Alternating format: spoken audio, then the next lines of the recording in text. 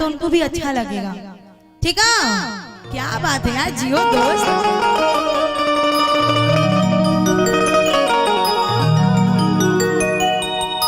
और हम चाहते हैं कि इस गांव में जितनी भी दूर तक आप सबकी आवाज जा सके, सारे लोग एक बार जोरदार जयकारा लगाएंगे, बोलो तारा चंडी मैया की।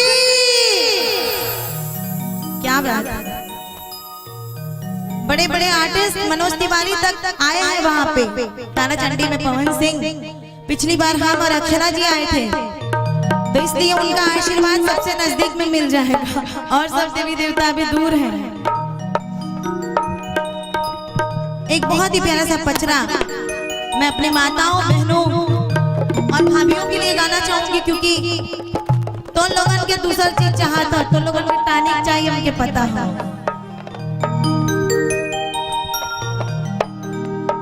कि झूर झूर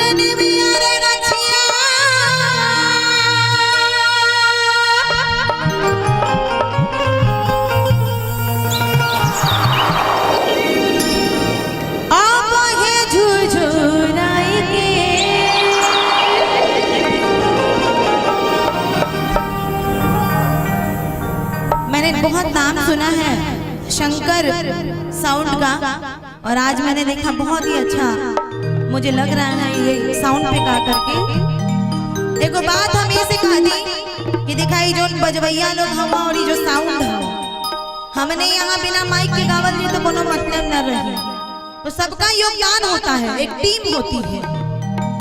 तो गवैया कितना बड़ा गवैया हो जाए, जब ले बजवैया ना रही है तब ले गवैया कुछ ना कर पाई है। तो सबसे ज्यादा सहयोग ये बजवैया लोगों का है। एक बार जोरदार ताली बजा करके हमारे म्यूजिशियन लोगों का आप स्वागत कर देंगे।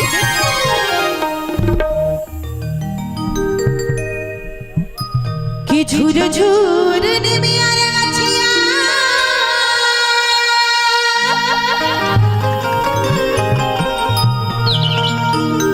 अब ये झूझूर आई के।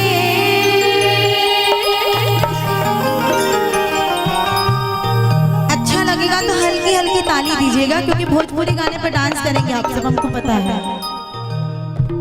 कि झूला झूले साथ रे बहनिया, कि झूला झूले साथ रे बहनिया, झूलू बहला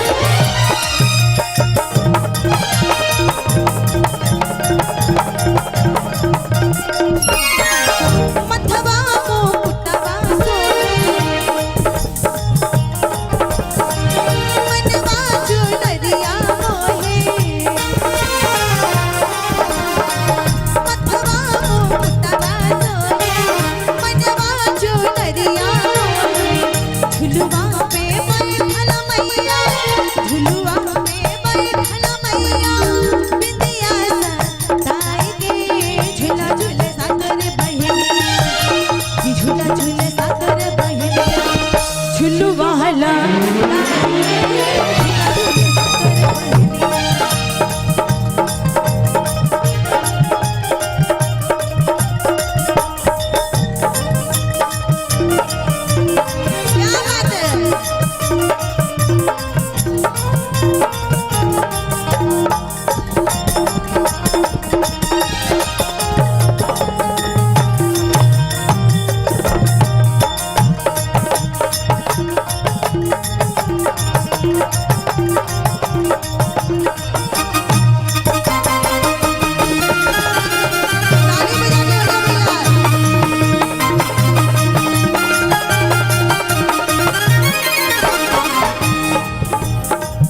के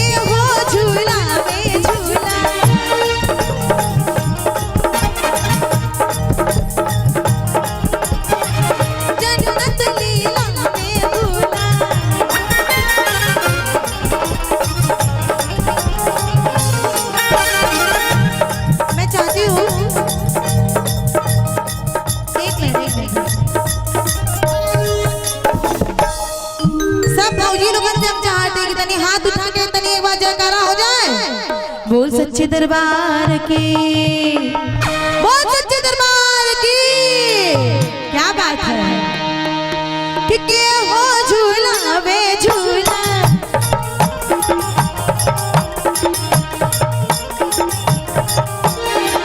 जन्नत लीला में भूला।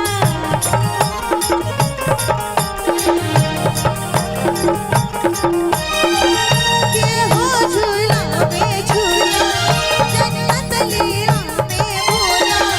भूते हनी तानी सा, भूते हनी तानी सा, अगिया में जाए दे झूला झूले साकर बहिनी, झूला झूले साकर बहिनी। आप भी बोल सकते हैं, क्या बोल सकते हैं? काय बोलबा लोगन अगर बोले की रही तो कि झूला झूले सातर बहिनिया, आ झुलुआ हला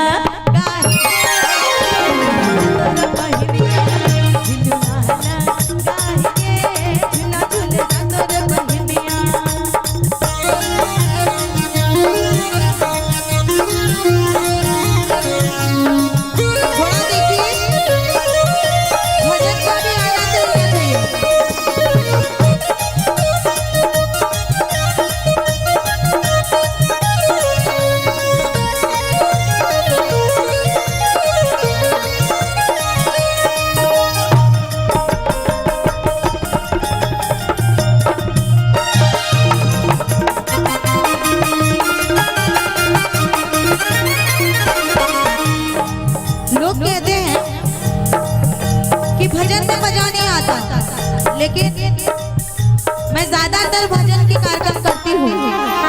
अब मुझे जितना भजन और जितनी शक्ति भजन में मिलता है ना, उतना भजन वाले में ना मिलेगा।